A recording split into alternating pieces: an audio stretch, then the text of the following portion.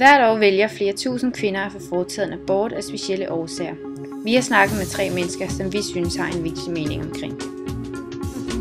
Inden man fik fri abort i Danmark, kunne man få straffen for at afbryde sit svangerskab. For eksempel kunne man få strafarbejde i op til 8 år. Men i 1930'erne der blev synet for svangerskabsafbrydelse ændret. Man lavede en nødretsregel, som gjorde, at kvinder, som var gravide, hvis det gik ud over deres helbred, kunne de få abort. Vi har snakket med præst Ulla Salike for at høre, hvad hendes mening var. Hvad din holdning er til abort? Altså, jeg synes jo, det er et nødvendigt onde. Jeg synes ikke, det er godt, der er abort, fordi det er et voldsommere indgreb, end man egentlig tror på. Men jeg tror, at alternativet ville være værre. Hvis vi ikke havde abort, så ville man have, som man havde før, masser af ulykkelige sager med kvinder, der fik ødelagt deres underliv, og mennesker ville finde ud af det på andre måder. Så på en eller anden måde er det en betingelse. Problemet er bare, at abort i dag rykker grænser for rigtig mange ting. Ikke? Det gælder, hvad vi fravælger i liv. Ikke? Vi kan se mere og mere ind i et foster. Der er ikke nogen børn, der fødes med Down-syndrom mere. Og det kan man sige, det er på en måde jo godt, men det er jo også trist, at vi mere og mere arbejder hen imod noget, som skal være så perfekt, for vi kan leve i det. Ikke? Grænsen for abort nu er jo 12 uger. Synes du, at det er en god grænse, eller burde den hæves? Eller? Jeg synes, det er lidt af problemet, det er, at man har den scanning, den første scanning, man har, ligger senere end 12. uge. Ikke? Så jo tidligere man kan få abortgrænsen og så scanningen ind til at passe sammen, jo bedre vil det være. Ikke? Jeg ved ikke, om man stadigvæk scanner i 20. uge. Da jeg var gravid, der blev jeg scannet i 20. uge, og abortgrænsen var i 12. uge. Det er meget lang afstand, ikke? Men jo tidligere, jo bedre, ikke? For jo mere har det foster udviklet sig, jo mere ligner det et liv, ikke? Jo mere føles det som et liv, ikke? For den kvinde. Der har været meget debat om juridisk abort, altså om manden skal involveres i, om barnet eller om kvinden skal have en abort eller ej. Hvad mener du om det? Jamen det mener jeg på en eller anden måde må være kvindens afgørelse, for det er hende, der skal bære barnet. Jeg ved godt, at man er 2 om at blive forældre, og man er 2 om at få et barn. Men man kan ikke, sådan noget kan man ikke have en tvist om. På et eller andet sted, så må det være kvindens afgørelse, som den, der bærer det, ikke? Er der nogle passager i Bibelen, som du tror omhandler abort?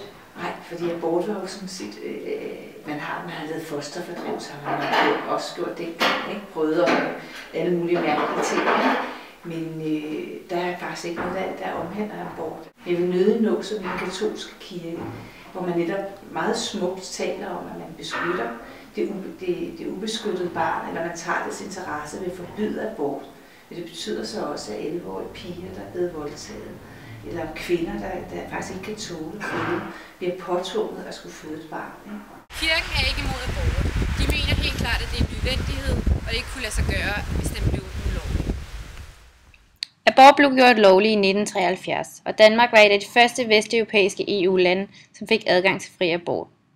Der foretages godt 16.000 aborter årligt i Danmark nu.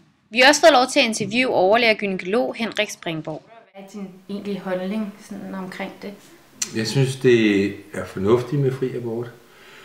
Før man havde det, der var lige så mange, der fik lavet abort. Dengang var det bare på forskellige damer med strikkepinde, og der var rigtig mange unge og ældre piger, som kom rigtig galt af sted og blev meget syge, og nogle døde af det. Det er en ret, og det er også for kvindesagen, at det også en ret til, at kvinder bestemmer, om de vil have børn. Og selvom de bruger prævention, og selvom alt muligt, så går det galt alligevel. Så generelt synes jeg, det er en rigtig god ordning, at man har den mulighed. Jeg går helt ind for, at der er den mulighed. Altså nu kan det godt lyde lidt hårdt, men altså, hvordan kan man være sikker på, at man ikke slår et menneske ihjel, når man foretager en abort? Altså det du snakker om, det er det rent filosofiske, fordi at man kan jo ikke sige, hvornår livet opstår, for reelt livet opstår med sædcellen. Hvis man bruger spiral, så er det faktisk også et liv på en måde, fordi der er nogle celler, der er delt sig, og der bliver ægget også befrugtet, og så kan de bare ikke sætte sig fast, når det kommer ind i livmoderen. Så det vil man jo så også betragte som at slå liv ihjel. Min holdning er, at så længe at det er meget primitivt væsen, så er centralnervesystemet eller bevidstheden ikke dannet endnu.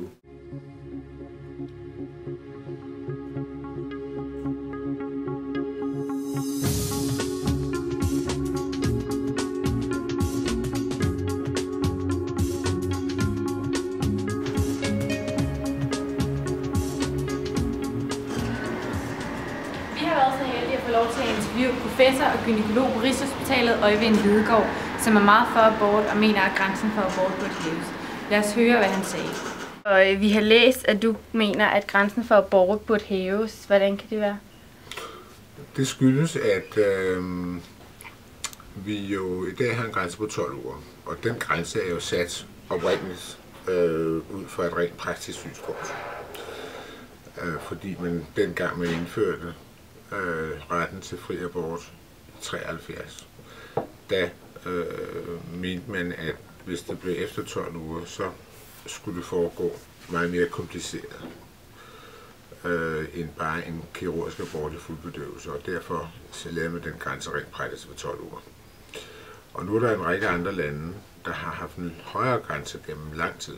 Sverige har haft en grænse på 18 uger, i England er det 24 uger, og det viser sig at fungere rigtig godt. Og nu er det jo sådan, at alle kvinder bliver tilbudt det, vi kalder prænatal screening, når de bliver gravide. Det vil sige, at man laver ultralydsundersøgelser og blodprøver for at finde ud af, om barnet fejler noget. Og så scanner man dem også senere hen i graviditeten. Og de scanninger og de undersøgelser, de finder typisk sted lige efter 12 uger. Og så igen i 18-19 uger. Og der kommer så en række par i den situation, at de får påvist et eller andet hos deres foster, som de så skal tage stilling til, om de ønsker at fortsætte graviditeten med, eller om de ønsker at få graviditeten afbrudt. Og der er min holdning den, at det skal være folk selv, der afgør, om de ønsker at fortsætte en graviditet med et barn med en eller anden sygdom. Og det synes jeg, fordi det er jo forældrene, der skal leve med det barn efterfølgende. Og jeg synes også, det er dem, der er bedst egnet, når det kommer til stykket, til at vurdere, om familien altid i betragtning har de ressourcer, der skal til at få et handicappet barn.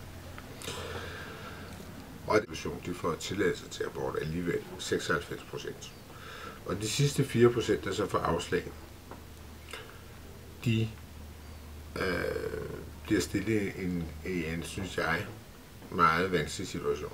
Fordi de ønsker altså ikke selv at fortsætte graviditeten, og de har ikke fået lov til at få abort, og det vil sige, de står i valget mellem enten at fortsætte en graviditet, de slet ikke ønsker, eller også at igangsætte aborten selv, eller også at rejse til udlandet og få lavet aborten i Sverige eller i England. Derfor synes jeg, at det til syvende og sidst er langt det bedste, at forældrene selv tager den beslutning. Det er bare min grundholdning. Og dertil kommer så, at teknologien jo er udviklet de senere år. Og det betyder, at man i praksis ikke kan styre forældres valg.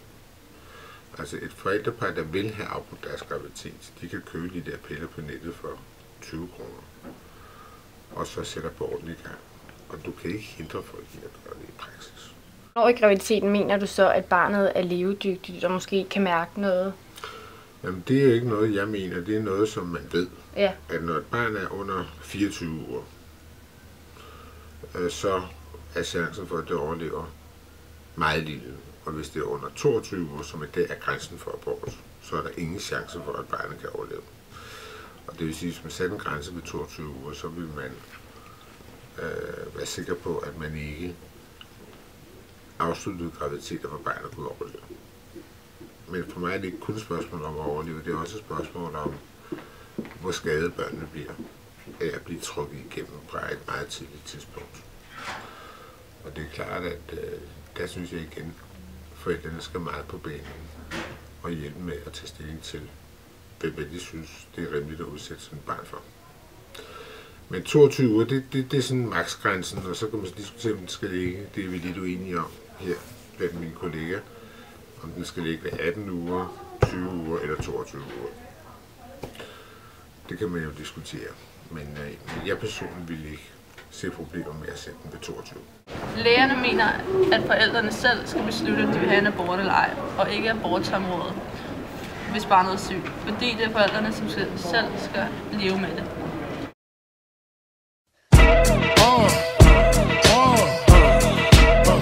Come on. Hot, sicker than your average. Pop a twist cabbage off instinct. Niggas don't think.